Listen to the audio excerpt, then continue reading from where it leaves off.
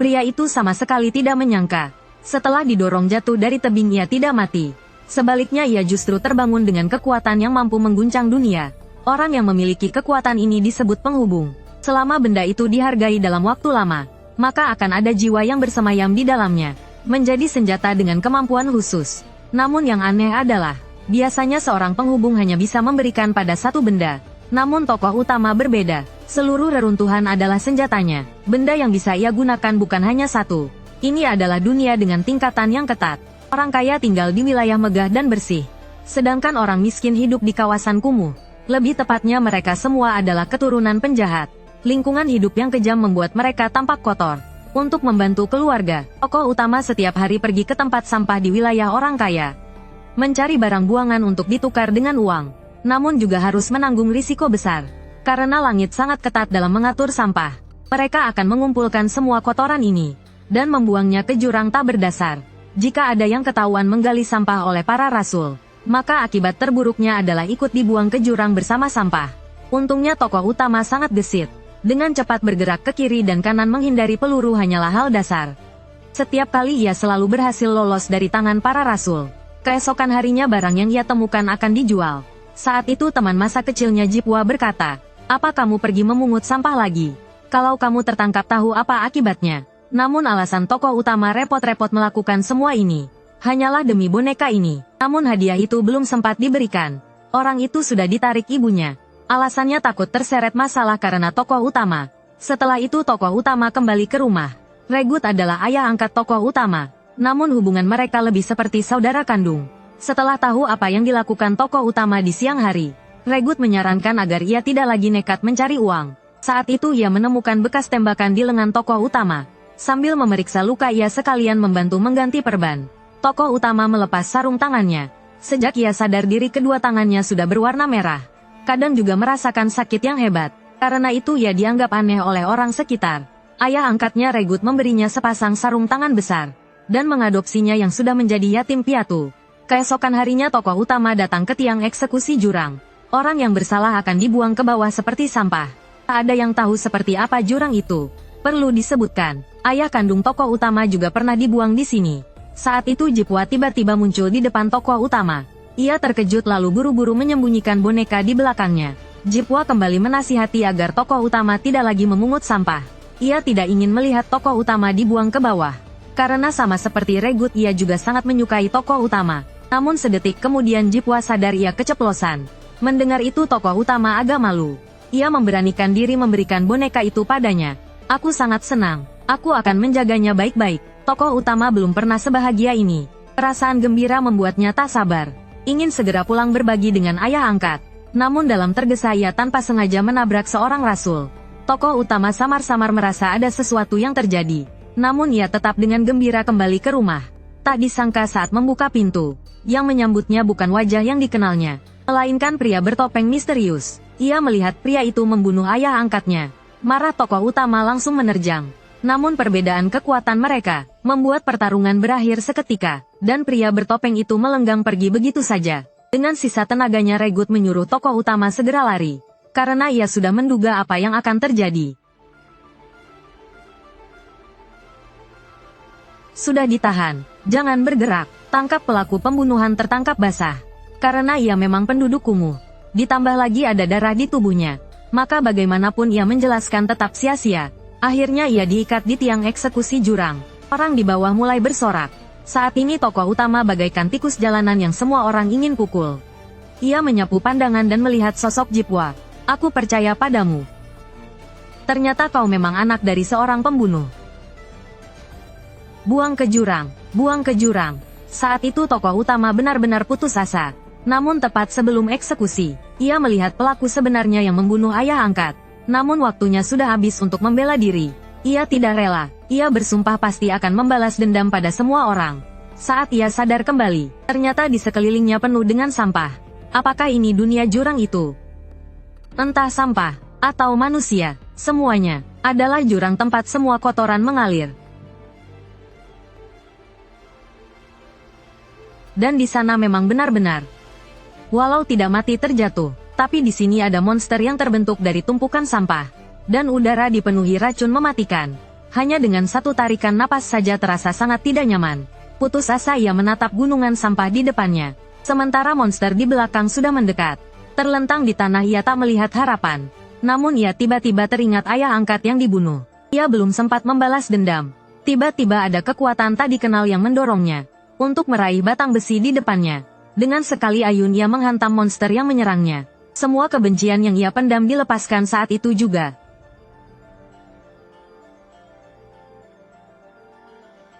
Meski ia unggul dalam kecepatan, namun monster itu bisa hidup kembali. Dan jumlah mereka tidak hanya satu. Kalau terus begini pasti mati tanpa ragu. Saat ia kebingungan, seorang pria berpayung muncul di depannya. Orang misterius itu mengangkat monster dengan satu tangan, lalu menendangnya terbang, kemudian memberinya sebuah masker gas. Dengan itu akhirnya ia bisa bernapas normal. Meski tidak tahu apakah orang itu baik atau jahat, namun ia tetap mengungkapkan semua kebingungannya. Tetapi orang misterius itu menyuruhnya diam. Ia tidak mengerti lalu bertanya lagi. Akhirnya orang itu tak tahan lagi. Berkata ini bukanlah bawah tanah melainkan di atas. Semua sampah di sini adalah yang dibuang oleh orang langit kalian. Sudah kubilang diamlah sedikit. Karena ulahmu semua makhluk ini tertarik kemari. Orang misterius itu menyebut makhluk ini binatang belang. Senjata biasa tidak bisa mengalahkan mereka. Dan mereka juga sangat peka terhadap suara. Tokoh utama merasa kebingungan. Meski ia marah. Namun mengapa saat binatang itu sudah di depan mata, orang itu sama sekali tidak panik. Baru saja selesai bicara, payung di tangan orang misterius itu berkilau emas. Saat ia membukanya, payung itu berubah menjadi senjata unik. Menghadapi binatang raksasa tadi, hanya dengan satu tebasan ia musnahkan tanpa sisa. Saat itu tokoh utama sadar, binatang belang yang dikalahkan dengan payung itu tidak hidup kembali. Menghadapi jumlah binatang belang yang tak terhitung, keduanya cepat saling mendekat. Dalam sekali benturan semua binatang belang lenyap.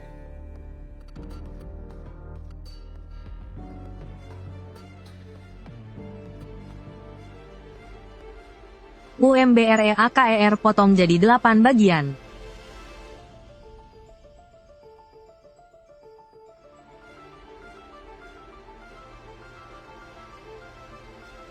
Setelah pertarungan usai orang misterius melepas tudungnya, ia berkata namanya Enkin, anggota dari organisasi pemulung. Namun detik berikutnya ia tercekik oleh gas beracun.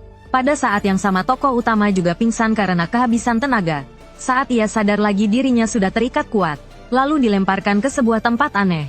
Di depannya ada 5 orang bertopeng. Mereka langsung bertanya dari mana asalnya. Tanpa curiga tokoh utama menjawab jujur. Ia kira mereka senang bertemu rekan baru. Namun ternyata mereka langsung mengurungnya di dalam mobil. Ternyata segala sesuatu yang berhubungan dengan langit bisa dijual mahal. Biasanya yang jatuh hanyalah mayat. Kali ini yang jatuh masih hidup tentu sangat berharga. Karena mereka sangat membenci orang langit. Orang langit membuang semua sampah ke bawah. Sampah yang jatuh menumpuk terus. Sampai akhirnya menghasilkan gas beracun. Bahkan melahirkan monster. Untuk melampiaskan amarah, pemimpin mereka menyumpal mulut tokoh utama dengan sampah. Namun tak disangka, tokoh utama langsung menggigit putus jarinya. Lalu menelannya bersama sampah itu. Sejak kecil hidup di kawasan kumuh, tak ada yang belum pernah ia makan. Bagi dia makanan ini sama saja seperti makan sehari-hari. Apa itu langit, apa itu bawah? Apa itu sampah, apa itu bangsa? Apa itu atas, apa itu bawah? Jangan gunakan sudut pandangmu seenaknya membagi orang lain. Wangsi anime, aku diam bukan berarti kalian bisa berbuat sewenang-wenang. Aku tidak akan menelan amarah lagi. Pemandangan ini juga dilihat oleh Enkin. Ia tertawa keras berkata dirinya memang tidak salah menilai. Tokoh utama teringat pesan ayah angkatnya. Selama kau menghargai sebuah benda, jiwa yang bersemayam di dalamnya akan memberi kekuatan. Dan sarung tangan tokoh utama adalah benda itu. Saat ini ia telah membangkitkan kemampuan penghubung. Melihat itu beberapa anak buah langsung bereaksi. Mereka beramai-ramai memukul rantai di tangannya. Tak disangka ia kembali mengeluarkan senjata lain. Hei serius nih. Benda yang bisa ia gunakan bukan hanya satu. Saat ia hampir menghabisi mereka, Enkin muncul tepat waktu menghentikannya. Ia berjanji akan memberitahu semua yang ingin ia ketahui. Namun sebagai gantinya, bergabunglah dengan pemulung. Pemulung butuh orang sepertimu. Ternyata di dunia ini ada perasaan bernama kenangan. Kenangan itu mudah menumpuk bersama sampah. Lalu suatu hari berubah menjadi energi. Akhirnya menjadi binatang belang yang menyerang manusia. Senjata biasa tidak bisa mengalahkan mereka. Karena inti mereka adalah kenangan.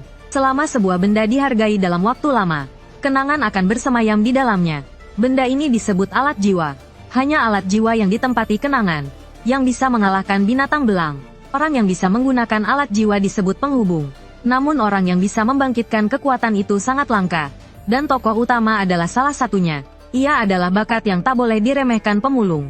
Namun tokoh utama hanya ingin kembali ke langit. Tetapi Enkin berkata ia tidak tahu caranya. Namun pemimpin mereka disebut Raja Intel. Mungkin setelah kau bergabung bisa menanyakannya. Kemudian Enkin berkata ia ada urusan. Dan melemparkan sekantong uang sebagai modal awal.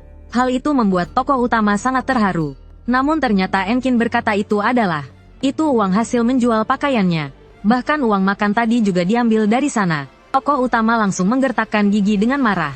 Tepat saat itu, seekor kucing liar membawa lari kantong uang. Melihat itu tokoh utama buru-buru mengejar. Di jalan ia mengambil sebatang besi sembarangan. Berhasil menangkap kucing itu. Namun ternyata itu adalah tongkat kesayangan orang lain. Orang itu sekejap merebutnya kembali dari tangan tokoh utama. Lalu langsung memberi serangan keras. Saat itu tokoh utama baru sadar di tubuhnya. Ada lencana yang sama dengan milik Enkin. Pria itu memperkenalkan diri sebagai Zanka. Ia juga anggota pemulung. Awalnya ia diminta Enkin untuk mengajari tokoh utama. Tak disangka tokoh utama malah mencuri alat jiwanya. Hal itu membuat Zanka sangat kesal. Apa orang tuamu tidak mengajarkanmu? Tokoh utama awalnya ingin membalas. Namun ia teringat pesan ayah angkatnya. Kalau ingin berkomunikasi dengan tenang, harus belajar melihat dari sudut pandang orang lain. Maka ia pun tenang dan meminta maaf. Tak disangka Zanka juga menahan amarahnya. Mengakui barusan ia terlalu terburu-buru. Hal itu membuat tokoh utama sangat terkejut. Karena ini pertama kalinya ia berdamai dengan orang lain. Untuk terlihat lebih ramah lagi, ia tersenyum seperti pesan ayah angkatnya. Ngomong-ngomong, bukannya bergabung, aku hanya ingin membantu sedikit. Apa maksudmu itu? Sial, apa sebenarnya yang salah? Matamu terlalu besar, atau mungkin memperlihatkan gigi itu yang salah. Kalau begitu, kau ini sedang memprovokasiku. Zanka tidak tahan lagi. Ia mengira tokoh utama selalu menantangnya. Dan tokoh utama pun tidak lagi berusaha menyenangkan hatinya. Sejak awal watak mereka memang tidak akan cocok. Melihat lawan mengeluarkan alat jiwa, tokoh utama juga mengambil sebatang tongkat. Hal itu membuat Zanka terkejut. Ia kira senjata tokoh utama hanya sarung tangan. Tak disangka semua benda yang disentuh sarung tangannya berubah jadi alat jiwa. Pantas saja Enkin menyebutnya jenius. Zanka lebih dulu melancarkan serangan. Jenius sekalipun. Dalam pertarungan pengalamanlah yang utama. Serangan bertubi-tubi membuat tokoh utama terus mundur. Perbedaan di antara mereka hanya membuatnya sempat membalas sekali. Itu pun tidak kena. Tak lama tokoh utama sudah tertekan di tanah. Namun Zanka merasa ada yang aneh. Ia mencium bau yang tak enak. Dilihat lebih jelas di tangan tokoh utama. Ternyata itu sebuah pispot. Tokoh utama bahkan tidak tahu itu untuk apa. Ia hanya melihat Zanka tampak sangat takut. Maka ia mengayunkannya dengan sekuat tenaga ke arah Zanka. Zanka berusaha mati-matian menghindar. Begitulah ia lari. Ia dikejar. Tak bisa lolos lagi.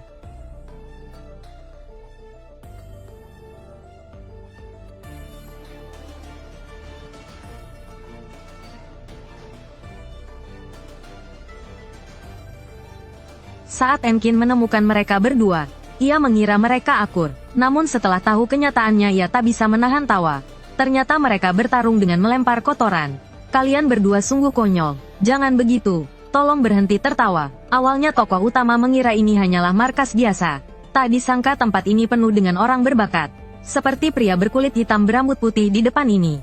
Setiap orang yang ingin masuk organisasi pemulung harus melewati pemeriksaannya, karena alat jiwa Saimu adalah kacamatanya, yang bisa melihat hakikat dan kemampuan seseorang. Namun saat ia melihat tokoh utama, ekspresinya berubah sangat terkejut, tapi ia tidak mengatakan apa yang dilihatnya, hanya menyebut alat jiwa tokoh utama sangat luar biasa. Hanya saja cara penggunaannya belum stabil. Ia perlu dilatih, namun ekspresi Saimu membuat Enkin curiga. Setelah itu mereka bersiap melapor ke ketua. Di perjalanan dijelaskan pemulung terbagi 3 bagian. Petarung, penjaga, dan relawan. Jumlah total sekitar 100 orang. Namun karena tugas dan wilayah berbeda, hampir mustahil semua berkumpul di markas. Yang membuat tokoh utama kesal. Ketua pemulung ternyata sedang pergi. Tak ada yang tahu kapan akan kembali. Li Yao menyarankan agar tokoh utama sementara waktu bertindak sebagai trainee dan ikut bersamanya. Kebetulan pemulung menerima sebuah misi. Dunia bawah terbagi jadi zona aman tempat manusia tinggal, dan zona terkontaminasi oleh sampah. Wilayah tempat jatuhnya tokoh utama adalah salah satu dari 6 area terlarang. Siapapun yang masuk zona tercemar wajib memakai masker. Kalau tidak dalam 15 menit nyawa terancam. Lalu Liao membawa tokoh utama ke lokasi misi. Ia memperkenalkan para pendukung di sana. Mereka tidak bisa memakai alat jiwa, tapi bisa memberi bantuan saat bertarung. Tokoh utama mendapati binatang belang di sini. Dibanding monster raksasa di area terlarang, memang bisa disebut lebih jinak. Namun detik berikutnya banyak binatang belang berbentuk sapi menerjang. Hingga pagar hampir roboh. Namun Liao tetap tenang. Bahkan ia masih berpikir mengadakan pesta penyambutan setelah misi. Padahal ketenangannya berasal dari kekuatan luar biasanya.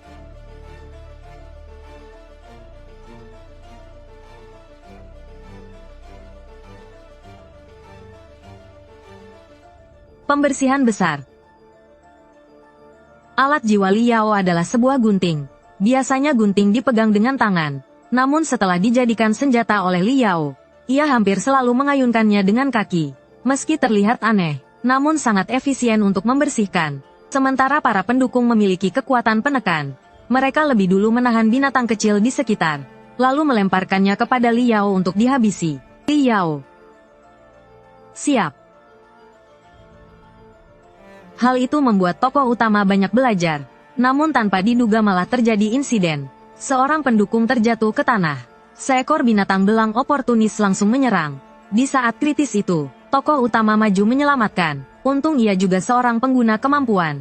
Namun ia belum terbiasa dengan kekuatannya. Ia tiba-tiba merasa tidak ingat bagaimana cara menggunakan alat jiwa. Kalau begini senjata di tangannya akan hancur cepat atau lambat. Di saat genting itu, Liao datang menyelamatkan dengan gaya keren. Namun bahaya belum berakhir, karena binatang belang raksasa itu entah kenapa, walau ditebas berkali-kali tetap bisa hidup kembali. Seharusnya binatang belang sama seperti hewan. Kalau kena titik lemah bisa dibasmi. Ini pertama kalinya terjadi hal seperti itu. Kalau begitu, Liao memutuskan menebasnya sampai tidak bisa bergerak. Pertarungan besar pun dimulai. Ia melompat ke kepala binatang belang. Dengan kakinya menari memegang gunting besar merapikan kepalanya. Tak lama kemudian binatang itu sudah berambut cepak. Justru karena itu, Liao melihat ada titik bercahaya di kepalanya. Apakah itu intinya? Saat itu binatang belang menjadi semakin liar. Bahkan rambutnya kembali seperti semula. Ia menggelengkan kepala dengan kuat ingin melempar Liao. Tokoh utama yang tak bisa memakai kekuatannya hanya bisa menonton. Namun detik berikutnya, serangan binatang belang datang seolah meruntuhkan gedung parkir. Tokoh utama hampir terjatuh, padahal ia datang dengan niat membalas dendam.